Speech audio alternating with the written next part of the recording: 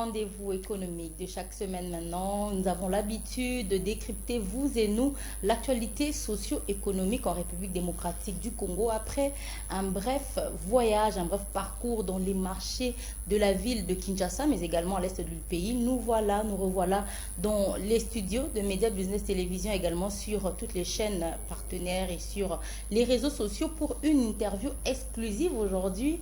Dans ce plateau, vous avez l'habitude de nous suivre et de décrypter avec nous l'actualité économique. Nous allons recevoir dans ce plateau un invité avec qui nous allons échanger et discuter sur toutes les questions qui concernent l'entrepreneuriat, mais qui concernent également les jeunes aujourd'hui. Et je sais, puisque je suis encore moi-même jeune, que la plupart des téléspectateurs de cette émission sont jeunes et qui veulent s'élancer dans les affaires, qui veulent découvrir comment ça se passe, qui veulent être des entrepreneurs, des CEO aujourd'hui. Et nous voulons aujourd'hui, au travers de cette émission, vous faire découvrir quelqu'un qui semble avoir réussi dans ce domaine, mais plus précisément dans le domaine environnemental, avec qui nous allons échanger sur ce plateau. Je suis très heureuse, une nouvelle fois, de vous retrouver, chers téléspectateurs.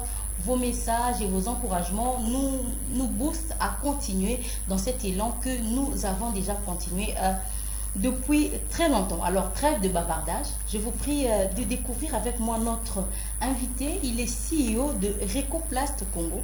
Vous allez découvrir qu'est-ce que cette entreprise a fait et ça évolue dans quel domaine exactement, dans quel secteur, dans la ville de Kinshasa, mais également en République démocratique du Congo. Il s'appelle Monsieur Eric Kisinga, j'espère que j'ai bien prononcé, il va le faire lui-même tout à l'heure. Et sans plus tarder, je vais dire bonjour à notre invité, bienvenue sur notre plateau. Bonjour Madame Grace. J'espère que je n'ai pas massacré votre nom. Un tout petit peu, mais c'est comment comprend. ça se prononce? C'est Kasinga, mais si vous dites Kasinga, ça va. D'accord. Très bien, bienvenue encore sur notre plateau. Vous êtes entrepreneur, vous êtes CEO de Recoplast Congo. Alors, quelle autre casquette vous voulez nous faire découvrir avant que nous puissions continuer? Je crois que ajouter peut-être un entrepreneur vert, ça me va aussi, parce que nous sommes dans un secteur qui est très nouveau, surtout en Afrique et en RDC particulièrement. Et donc, la casquette d'entrepreneur vert, écologiste, ça me va, et aussi activiste vert. Ah, ouais. Activiste vert. Alors, comment êtes-vous devenu entrepreneur également, vraiment dans le domaine de la transformation de plastique? Nous allons parler de Recoplast un peu plus tard. Mais d'où est venue cette passion? Parce qu'aujourd'hui, les jeunes veulent plus être entrepreneurs, je ne sais pas moi, mais c'est très difficile de voir un jeune ou même des vieux devenir de transformateurs dans le domaine du plastique. Ouais, c'est un domaine complexe, donc ça ne demande pas seulement de connaissances en entrepreneuriat, mais aussi de connaissances techniques. Et ayant fait des études en ingénierie des explosifs, qui est un domaine lié au secteur minier, et ayant travaillé dans le secteur minier pendant plusieurs années, c'est là qu'est venue l'inspiration. Et c'était pas au Congo, c'était à l'étranger. Et l'inspiration m'est venue en voyant les pneus, les déchets des pneus, qui pilaient, il y en avait en tout cas une bonne quantité dans la mine. Et je me suis dit, il y a quand même une façon de les revaloriser. Okay. Et après, maintenant, en visitant la ville de Kinshasa, je me suis rendu compte de comment la ville était sale. Et je me suis dit, mais pourquoi je suis en train de nettoyer d'autres pays alors que mon pays lui-même est sale? Pourquoi ne pas commencer chez moi? Pourquoi ne pas continuer cette œuvre? Peut-être que ça ne sera pas les pneus, mais ici, il y a un problème de plastique. Et c'est comme ça que j'ai commencé à faire des études, des terrains, à faire des tests. Et c'est comme ça qu'est venue l'idée de créer Recoplast Congo. Très belle explication en tout cas. Alors nous allons passer peut-être. J'aimerais que vous nous expliquiez davantage c'est quoi Recoplast Congo. Qu'est-ce que vous faites également et réellement? Comment se passe la transformation? Vous transformez quoi exactement pour que ça devienne quoi? Qu'on ait un peu une idée. Vous avez vraiment là tout le temps pour nous expliquer. Ouais, l'aventure de Recoplast, au fait, ça date. J'avais d'abord commencé par faire du diesel à partir des pneus. Et après, j'ai commencé à l'adapter au plastique. Mais vu l'aspect non écologique du diesel, il n'y avait pas moyen que je puisse continuer avec cette idée-là. Et c'est comme ça que j'ai réorienté les choses. D'accord. Et Recoplace, maintenant, c'est l'innovation, c'est la créativité. Nous faisons un produit qu'on appelle Ecobois. Ok, qu'est-ce que c'est Ecobois? L'Ecobois, au fait, vous allez peut-être penser que c'est du bois, mais ce sont des poutres et des planches en plastique. Ah, Fait à base de sachets qu'on ramasse dans toutes les rues de Kinshasa, les sachets de eau pure, les bouteilles, les emballages de détergents et même des lotions. Donc les tout est en tout cas bien mélangé avec un procédé très environnemental parce qu'il n'y avait pas moyen de mélanger les plastiques il y a quelques années, mais nous sommes arrivés à cela. Et avec ces poutres-là, on peut fabriquer n'importe quel objet qui était fait jadis en bois. ah bon? Donc on peut prendre un sachet d'eau pure, un sachet Exact. de plastique. On Ouais. fait quoi? Je sais pas moi, une palette, on fait On peut faire une palette chaise. par exemple, on peut faire une chaise, on peut faire une armoire, on peut faire un lit, on peut faire même une maison avec ça. Et cela, on ne va plus aller déranger la forêt. Donc, notre pays étant un pays à vocation écologique, nous sommes en tout cas obligés de protéger, de préserver nos forêts. Et c'est là, je crois que ça passe impérativement par des techniques ou bien des innovations comme celles qu'on est en train de mener. C'est-à-dire trouver des alternatives au bois ordinaire. Et c'est ce qu'on fait. Et un autre élément à ajouter, que ces poutres demeurent toujours recyclables. Donc Ah. si je vous vends ma chaise, si elle s'est cassée, j'ai cette garantie-là, je vous donne une nouvelle chaise et je prends l'ancienne, je la remets toujours dans la machine et je produis d'autres objets. Super intéressant de découvrir ce genre de choses en tout cas. Quelles sont les principales difficultés auxquelles vous êtes buté dans ce petit parcours que vous avez, surtout dans la ville de Kinshasa? Ouais, des difficultés, il y en a énormément, il y en a énormément en tout cas. D'abord pour commencer, ce n'est pas facile. Dans notre climat d'affaires, ce n'est pas facile. Vous ne trouverez pas, par exemple, des investisseurs qui sont prêts à risquer leur argent pour une start-up qui veut commencer, qui veut tester un produit sur le marché. Donc, il fallait investir tout ce que j'avais, toutes mes épargnes, tout ce que j'avais comme bien, vendre tout. Et là, la difficulté est que la famille va croire que mais, ce monsieur est en train de devenir fou. C'est ça, Hein? c'était ça même ma prochaine question. Exactement, hein. Comment est-ce que vous sacrifiez vos biens? Ouais. Même des amis qui te disent, mais Eric, la petite voiture que tu avais, tu viens de la vendre, mais pour un produit qu'on ne connaît pas encore, mais c'est quoi cette folie? Hein, et d'autres qui disent, mais on a investi beaucoup d'argent pour te faire éduquer, mais tu es en train de ramasser des déchets là-bas full ou dans des charges publiques. Est-ce que ça a vraiment du sens? Mais on s'est dit, quand on a une vision, et surtout quand on pense à l'aspect social, environnemental, économique, que ça va donner ou ça va entraîner. En parlant de l'aspect social, je vois des emplois qui vont se créer. Oui. D'abord dans la collecte des déchets, dans les tris et même dans la transformation à l'usine. C'est beaucoup d'emplois. Et nous, on n'exige pas avoir une licence ou avoir un background dans la technique, c'est-à-dire que on peut vous former nous-mêmes et on vous utilise à l'usine. L'aspect environnemental, c'est-à-dire que on n'aura plus ces déchets qui sont en train de bloquer nos caniveaux et qui sont en train de polluer Les rivières et tout. nos rivières et même les fleuves Congo. Si vous allez vers la partie Kinsuka, il y a beaucoup plus de bouteilles plastiques que je crois même de poissons. Et les turbines de Inga qui sont en train d'être bloquées chaque jour, c'est à cause des plastiques. Et les plastiques, malin qu'il est, dès qu'il arrive à Mwanda, il entre dans l'océan Atlantique, on ne sait plus définir il vient d'où. Est-ce qu'il est venu du Congo-Brazza, de Pointe-Noire, de Kinshasa ou bien des Soyo en Angola? Et c'est ce qui fait que la problématique de plastique devient planétaire. Et nous devons agir. Non seulement en tant qu'entrepreneur, même j'interpelle même l'État, mais je crois que tout le monde devait prendre ses responsabilités. C'est dire qu'il y a certaines espèces de poissons qui vont disparaître parce qu'ils sont en train d'ingurgiter des particules ou des microplastiques. Mais qu'est-ce que vous voulez que l'État fasse? Ça, c'est une autre parenthèse, parce que nous savons tous que les plastiques sont interdits de vente. Mais ça continue, mais l'État devrait venir finalement frapper chacun chez lui ou comment? Je crois que l'État a un grand rôle à jouer. D'abord, définir les règles des jeux et définir aussi toute la réglementation en la matière. Le plastique, je vais être franc avec vous, le plastique, interdire le plastique, ce n'est pas du tout facile parce qu'il faut proposer des alternatives que nous, on n'a pas ici. Et donc, on s'est dit maintenant, si il n'y a pas cet emballage-là, on va emballer dans quoi? Est-ce qu'il y a assez sur le marché? Mais le plastique, pourquoi il est préféré? C'est parce que il est malléable, il est souple, il n'est pas fragile comme le verre et il coûte aussi moins cher sur le marché.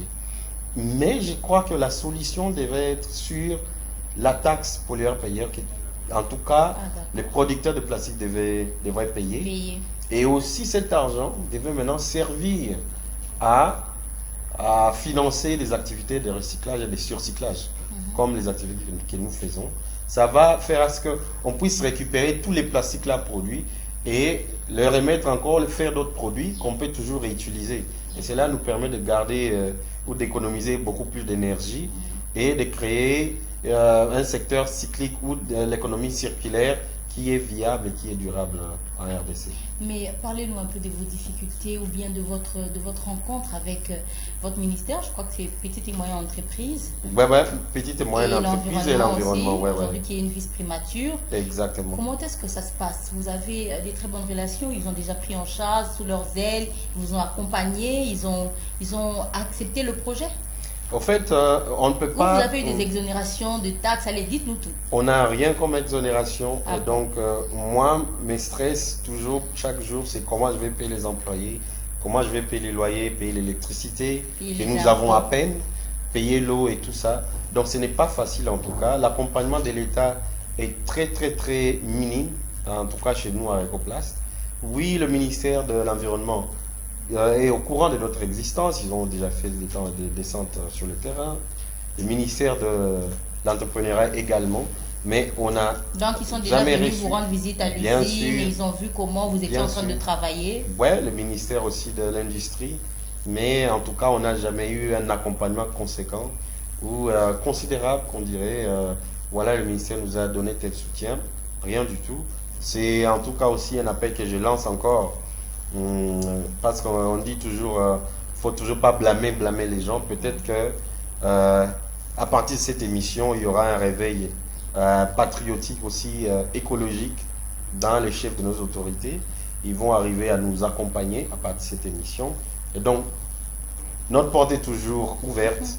Venez, soutenez-nous, que ce soit même dans la partie collecte, dès que les sociétés de collecte des déchets ou bien les ONG qui sont dans la collecte ont déjà fait leur boulot, ils peuvent nous ramener les déchets à l'usine et là on n'a plus besoin de payer les déchets au kilo parce que maintenant là on doit débourser chaque jour de l'argent pour acheter les déchets. Ça c'est un aspect que vous n'avez pas dit. Donc lorsque quelqu'un vient vous déposer combien de kilos?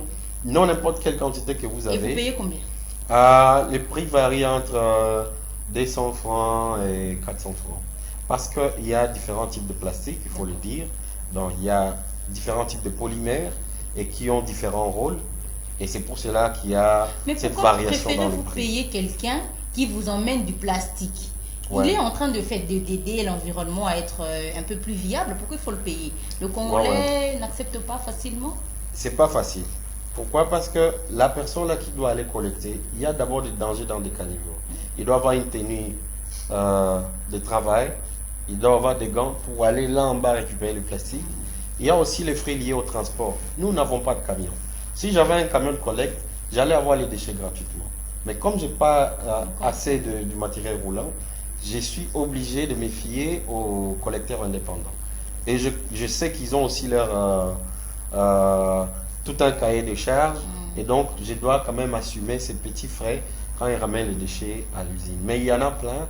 Et c'est une communauté qu'on aimerait vraiment redynamiser avec des petits moyens qu'on peut leur donner. Et cette motivation-là, voilà un peu. Donc tout commence par la collecte et j'interpelle tous les ménages. Si vous avez par exemple un petit cadeau à me donner, ne me donnez pas un téléphone, ne me donnez pas une voiture.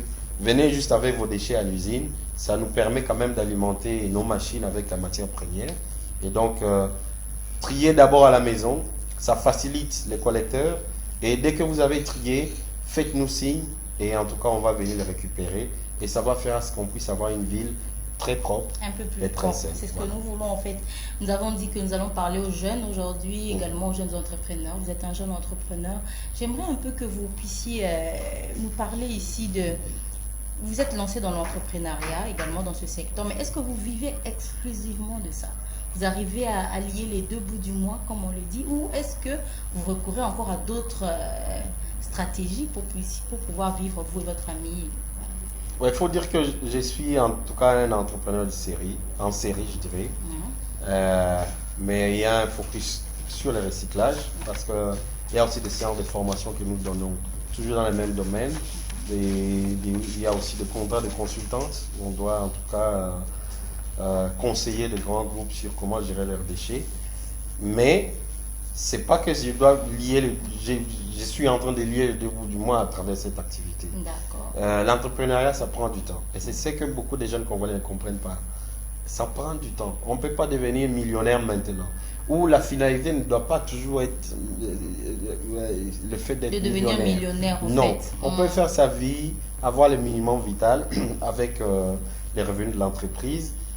Et si on a déjà couvert les charges, payer bien les employés, avoir déjà payé le loyer et autre chose. Je crois que le surplus là, c'est un retour sur investissement des investisseurs et aussi pour l'entrepreneur, c'est déjà suffisant. Et à ce stade ici, on n'est pas encore à ce niveau-là, mais bientôt on va y arriver. On y croit fermement. Et c'est le résultat de beaucoup d'années d'abnégation et aussi de persévérance parce qu'on croit à ce projet. C'est un projet rentable, c'est un projet qui a beaucoup de profits, que ce soit pour l'environnement, que ce soit pour l'économie. On va payer l'impôt, on va payer les taxes à travers cette activité et tout le monde sera gagnant. L'entrepreneuriat des jeunes en RDC, qu'on en parle, vous y croyez vraiment? Est-ce qu'il y a beaucoup de startups qui ont commencé, qui se sont arrêtées en chemin? Il y a un peu, comme vous le dites tout à l'heure, tout le monde veut devenir millionnaire directement. Il y a des jeunes qui se disent, ah, je suis allé demander emploi à gauche, à droite, on ne m'a pas donné, que je fasse, que je me lance dans ça. Il est CEO avec son entreprise en mallette. Tout ça, il y a beaucoup de choses quand même aujourd'hui, des abus. Est-ce que vous croyez en l'entrepreneuriat des jeunes en RDC? J'y crois, mais on doit arrêter de vendre le rêve aux jeunes. C'est-à-dire que vous vous réveillez, on vous parle des livres Rich Dad, Poor Dad. Directement, vous dites que voilà, si j'ai déjà lu ce livre-là, c'est-à-dire je peux me lancer. Non, ce n'est pas pour tout le monde. Et ce n'est pas aussi un défaut. Il y a des gens qui gagnent leur vie en étant employés. Ils font bien leur boulot, ils gagnent un bon salaire, ils sont bien. Mais l'entrepreneuriat, en tout cas, vous devez être préparé psychologiquement, financièrement et même physiquement. Ah ouais, c'est pas que vous serez dans votre lit et puis vous dites que vous êtes en train de tourner une entreprise. Ça demande beaucoup d'abnégation, beaucoup de sacrifices. Et si vous n'avez pas cette patience-là, ça ne peut pas tenir. Et arrêtez aussi de copier de modèles. Non. Les réalités des États-Unis, de la France, du Kenya, du Nigeria, ce n'est pas les mêmes réalités que nous avons. Ah oui, c'est vrai, un entrepreneur en Gandajika ne va pas ici, ne va pas se comporter comme celui qui est aux États-Unis. Exactement, on n'a pas les mêmes réalités. Donc, quand vous attendez que tel a signé tel contrat là-bas chez eux, c'est leur réalité, c'est leur climat des affaires qui leur permet ça. Mais ici, c'est une autre réalité et il faut en tout cas bien boucler sa ceinture quand on commence cette aventure. Il faut vous dire que vous allez perdre des amis. Vous allez perdre peut-être la famille, vous allez perdre même votre conjoint. Mais si les gens même, la communauté comprenait ce que nous, les entrepreneurs, nous sommes en train de vivre, ça peut être plus facile pour nous. Mais si finalement, on lutte comme ça, lutte comme ça parce que c'est notre pays. Parce que j'ai l'impression, vous qui êtes allé un peu à l'étranger, racontez-nous, le climat des affaires ailleurs est propice aux jeunes entrepreneurs. Totalement différent. Ouais. Par exemple, je n'allais pas risquer toutes mes épargnes dans Recoplast au début. Parce qu'il y a des institutions qui financent les entreprises naissantes. Directement, l'État prend cette responsabilité-là. C'est comme un enfant qui cherche à marcher. On essaie un peu de... On l'aide un peu et puis l'enfant commence à se retrouver. Et là, du coup, après quelques mois, l'enfant va marcher tout seul. Mais nous commençons à faire tout ça seul. Donc, il n'y a pas un appui quelconque que nous recevons. Que ce soit du secteur privé ou du secteur public, rien de l'État. Non, mais on ne va pas quand même accuser l'État ici facilement. Vous savez, il y a le ministre de la Jeunesse aussi, vous êtes jeune. Oui. J'ai entendu parler que le ministre de la Jeunesse est en train de faire un projet de Coma Boss.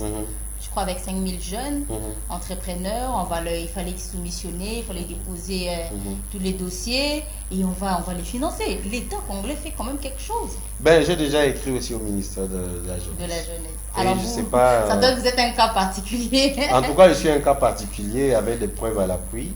Je lance encore ces messages. En tout cas, faites-moi des retours. Je suis toujours là, prêt à travailler. Et on ne peut rien faire sans l'État. Nous avons besoin de vous. Et aussi, vous avez aussi besoin de nous. Mais si l'État n'a rien pu faire pour vous, en fait, jusque-là, nous espérons qu'ils vont le faire, au moins les banques, les microfinances vous ont accompagné dans tout ce que vous avez fait, parce que les jeunes entrepreneurs sont en train de suivre. Là, il a un projet, là, bien emballé. Il écrit à la banque pour qu'on lui donne un crédit, pour qu'on l'accompagne d'une certaine manière, même avec des conseils d'abord. On peut dire ça. Bon, tout ça, j'ai déjà essayé. Et je ne vais pas décourager les gens. Toutes les méthodes, mais ça marche quand même. Je ne vais pas Il y a des décourager banques, nous n'allons pas citer les banques congolaises, il y a des banques qui ont quand même aidé certains jeunes, certains entrepreneurs à débuter les startups. En tout cas, je dois avoir la recette bonne qu'ils ont méthode? utilisée. C'est aussi une bonne méthode. Ouais, les banques aussi ont un rôle à jouer. Surtout nous, je ne dirais pas que Recoplast est toujours une startup. Nous avons en tout cas dépassé ce stade-là. Nous voulons maintenant aller en full production. Et cet accompagnement, c'est ce qui tarde. Si les banques pourraient comprendre tous les avantages que ce projet a et tous les revenus que ça va même apporter à la banque, et aussi, je suis aussi un exemple qui a marché, les clients que la banque aura juste après, je crois qu'ils ne peuvent pas laisser Recoplast passer. Mais on est en train de frapper sur toutes les portes. Donc, différentes banques, vous verrez toujours mon visage devant vous. Et soyez un peu clément. Non, on va aller de manière pragmatique, puisque nous sommes en train de nous adresser aux jeunes gens, aux jeunes filles, aux jeunes garçons. Qu'est-ce que la banque ou les banques demandent comme, je sais pas moi, comme, comment on appelle ça, gage pour qu'ils puissent financer? Et c'est ça le problème. Le problème des taux d'intérêt et le problème des gages ou des garanties. Mais la banque ne va pas vous donner son argent quand même comme ça, vous n'avez rien, elle donne. Quelle est la garantie que vous allez le rembourser? Ça, on comprend. Mais on connaît aussi d'autres pays, on a déjà été dans des pays où on ne demande pas des garanties aussi absurdes comme ça. Donc, non, donnez-nous un exemple. Qu'est-ce qu'on dit? Donner une maison, donner une voiture? Ouais, il faut avoir une maison qui a par exemple la valeur double du prêt qu'on est en train de demander. Je donne un exemple banal. Par exemple, vous demandez un 10 000 $, on vous dit il faut présenter un bien qui a 20 000 $. Mais si j'ai un bien de 20 000 $, pourquoi je retournerai encore à la banque pour demander 10 000 $? Vous voyez maintenant ces paradoxes-là. Mais on s'est dit que tout commence par un leadership responsable, c'est-à-dire le politique devait jouer ce rôle-là. Et juste une injonction du gouvernement congolais, dire que voilà, nous portons garant pour ces entrepreneurs, nous connaissons qu'ils vont faire le travail, rabaissez vos taux d'intérêt des 18, 25%, par exemple à 8%, 5%, 3%. Aux États-Unis, il y a des taux de 1% pour les entrepreneurs, 1%. Et c'était même sans intérêt pendant la Covid. Vous voyez, mais nous, on n'a pas eu ces avantages-là. Mais si le politique devait avoir cette responsabilité-là, cette présence d'esprit de dire, voilà, prenons les choses en main, les banques, ce sont nos banques, nos enfants, ce sont nos enfants, ces entrepreneurs, ce sont nos fils qui sont en train de se débrouiller jour et nuit. Juste avoir ces soutiens-là, ça peut nous aider et ça va créer beaucoup plus d'emplois. On va non, mais les Quinois en particulier, je ne vais pas accuser la RDC, mais les Quinois, j'ai entendu un banquier dire ça. Il me disait, on a pas arrêté pour dire non, les jeunes Quinois, on n'a pas confiance. On va lui donner de l'argent. Il va d'abord pas faire ce pourquoi il a demandé l'argent. Et puis dès qu'il a l'argent, mais il s'achète voiture. Il s'achète téléphone, il s'achète habit plutôt. Voilà pourquoi on est de plus en plus un peu plus sévère pour avoir du crédit. Ça c'est vrai, ça c'est vrai. Il y a eu des cas particuliers comme ça, mais on ne peut pas généraliser que tout le monde va se marier avec l'argent de la banque. C'est pour cela l'éducation financière elle est très importante. Avant de vous lancer dans l'entrepreneuriat, ayez quand même quelques notions en finance. Ça vous permet quand même, si vous avez un fonds de subvention ou un prêt, de savoir le gérer. L'argent du prêt ne sert qu'à ce que vous avez appliqué. Ce n'est pas que je vais détourner l'argent pour faire de construction ou investir dans la construction, que ça puisse faire autre chose. L'argent du recyclage, je commence à faire de la bière avec ça. Donc, ça ne peut pas aller. On doit avoir des notions en finance et dire que cet argent, je dois le remettre. avec intérêt en plus. Et je dois en tirer profit aussi. C'est-à-dire que quand j'ai remboursé, je dois quand même avoir un backup que j'ai eu à économiser avec cet argent, que j'ai eu à tourner avec cet argent. Mais il y a beaucoup de jeunes, j'ai déjà eu ces genres de cas, qui ont eu l'argent, et c'est ce qui est en train de briser cette confiance avec nous autres qui travaillons jour et nuit, mais on n'a pas ce soutien-là. On doit travailler avec nos propres moyens. Mais j'ai dit qu'il ne faut pas généraliser, approchez-nous aussi et on vous montrera l'autre façon. On est en train de conclure. Là, la réalisation me montre que les ministres sont en train d'aller vers la fin. Alors, quel serait, selon vous, qu'est-ce que les jeunes devraient faire avec le peu de moyens qu'ils ont? Comment ils doivent s'organiser? D'abord, avoir une petite, je dirais des petites connaissances. Aujourd'hui, ce n'est pas que vous devez aller à une telle université pour avoir des notions en business. Non. YouTube est là, Internet est là. Avec tous les mégas que nous sommes en train de dépenser sur TikTok, sur Facebook, en tout cas, chers jeunes, arrêtez cela. Prenez même encore pour ceux qui veulent les 1 giga là, allez sur YouTube, il y a beaucoup de tutoriels là-dessus. Si vous voulez vous lancer dans l'entrepreneuriat ou dans tel secteur, il faut d'abord avoir des notions des gens qui ont déjà été ou qui ont déjà fait cela. Et ça va vous permettre un peu d'éviter certains problèmes et certains couacs. Et le temps là de la patience, peut-être pour certaines personnes, ça a pris 5 ans. Pour vous, ça va prendre peut-être 2 ans. Et vous allez émerger facilement. Deuxièmement, ne suivez pas les aventures des autres. Non. Vous pouvez vous en inspirer, oui, c'est bien. Mais ce n'est pas que quelqu'un a créé telle marque. Moi aussi, je vais créer cette marque. Non, non, non, non. Ça, ce n'est pas de la musique où on fait de la concurrence. Non. C'est juste un domaine. On doit rendre l'entrepreneuriat attrayant. C'est-à-dire, quand vous vous y lancez, c'est avec noblesse. C'est avec abnégation, c'est avec courage, vous y allez à fond. Donc faites vos recherches avant de vous lancer. Troisièmement, ne demandez pas l'argent aux autres et vous-même, vous n'avez même pas cet esprit-là de risquer votre propre argent. Risquez même un petit rien dedans. Dites aux gens, j'ai un $100, j'ai un $50, mais il me manque tel montant. J'ai déjà fait ça, tel produit. Il me manque tel autre pour que je puisse faire la finition. Les gens vont vous prendre plus au sérieux si vous faites cela. Parce qu'ils vont voir les sacrifices et aussi le courage que vous avez, cette passion que vous avez vous-même. Mais quand vous voulez que les gens puissent mettre leur argent dans votre business seulement et vous rien, non, non, non, non. Commencez quelque part. Je ne parle pas des millions ou des milliers de dollars, même de peu de moyens. Si vous voulez faire... Même un $10. Si vous voulez faire par exemple des cacahuètes, déjà emballés bien sucrés là, faites même un petit prototype. Et puis vous dites déjà, ce n'est pas vraiment le produit que je veux, ça manque tel ou tel autre ingrédient, mais il faut un peu d'argent. Exactement. Donc les 3 choses là, je crois que ça va vous permettre de voir si vous êtes prêt pour l'entrepreneuriat ou vous devez voir ailleurs, voilà, ou chercher de l'emploi. D'accord, on va conclure. Ça, c'est la dernière question que je pose toujours à voix basse. On fait comme s'il n'y a pas de caméra. Vous payez combien pour les taxes et les impôts? Les taxes et les impôts, tout ça, ça se discute. Non, mais il faut nous dire clairement. Hein. Nous voulons entreprendre. Il faut qu'on sache que l'État congolais va nous taxer $1000 ou l'État congolais va nous taxer $100. Ça dépend. Il y a l'impôt sur les revenus. Ça dépend du revenu que vous faites. Il y a d'autres taxes qui sont liées, par exemple, à la commune, à l'environnement. Mais je dirais, curieusement pour moi, c'est au début que j'ai eu ce genre de problèmes. C'est-à-dire qu'il y avait des gens qui passaient chaque fois demander de l'argent. Vous avez besoin de tel papier, vous devez payer tel montant. Et après, je leur dis non, non, non, non, non. Moi, je suis ici pour travailler. Et si vous fermez cette usine, regardez les familles. Vous allez à la DGI pour savoir exactement combien vous, en tant qu'entreprise, vous devez payer. Oui, oui. Et aussi, même au début, quand vous allez au guichet unique, on passe votre numéro toujours à un agent de la DGI qui vous appelle dès que vous avez le numéro impôt. Il va vous dire, voilà, monsieur tel, est-ce qu'on peut se voir pour une séance comme ça? Je vous explique quelle taxe, quel impôt vous devez payer, quand vous devez les payer. Mais on vous donne déjà 6 mois, donc il y a quand même des avancées. Donc on vous donne 6 mois, vous pouvez travailler sans payer les impôts. Sans payer, ouais. Et aussi, vous ne payez pas l'impôt si vous n'avez pas encore fait le bénéfice. Il n'y a rien, il y a seulement des charges et des charges. Vous devez quand même atteindre le point zéro et après, vous commencez à payer. Donc vous avouez que le climat des affaires est en train de s'améliorer. Oui, ce n'est pas encore parfait, mais on va y arriver. Il y a d'autres problèmes. À part ça, d'abord, vous commencez comment? Avec quel fonds? pour d'abord taxer une personne, cette personne doit avoir une activité qui fonctionne. Et d'autres qui ont des idées ou bien qui ont des bureaux dans des mallettes, comment ils vont payer des taxes? Il faut cet accompagnement-là. Et c'est pour cela qu'il y a des incubations maintenant. Nous, on a été incubés pendant 3 fois.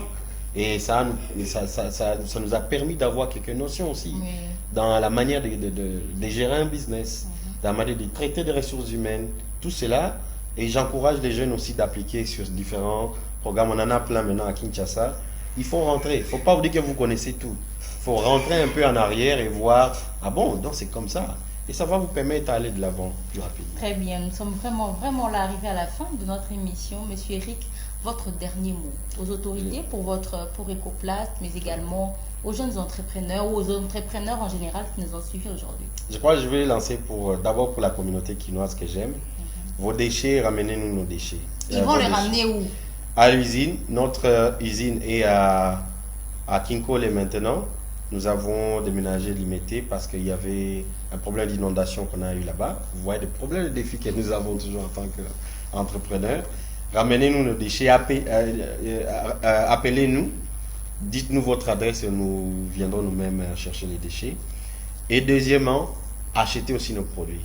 Nous produisons des tuyaux PVC qui sont très utiles dans la construction. Venez acheter à meilleur prix. Je fabrique en tout cas les meilleurs tuyaux à Kinshasa.